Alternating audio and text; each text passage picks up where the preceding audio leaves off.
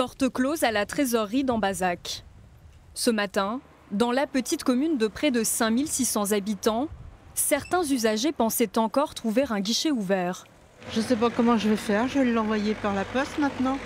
Un autre service public qui va peut-être fermer.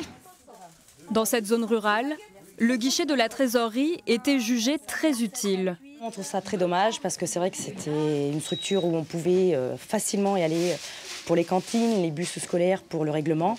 Malheureusement, on ne pourra plus y aller, il faudra qu'on envoie notre règlement. Moi j'ai envie d'avoir affaire à des gens, j'ai envie de parler à des personnes, j'ai pas envie d'avoir affaire à une machine qui parfois ne comprend pas. Il y a des bugs permanents, donc non, la dématérialisation n'apporte rien au territoire.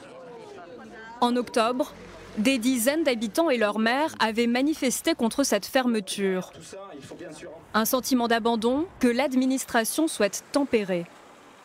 On ne ferme jamais par plaisir. Simplement, il est tout à fait normal qu'une organisation se transforme, se modernise. Nous rencontrons dans les jours qui viennent le maire d'Ambazac, le maire de Châteauneuf pour organiser avec eux des permanences. Nous allons généraliser les accueils sur rendez-vous également pour permettre d'accueillir ces personnes qui ont encore besoin d'être accompagnées dans leur démarche.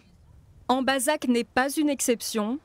En Creuse et en Corrèze, 10 trésoreries vont aussi fermer leurs portes en janvier.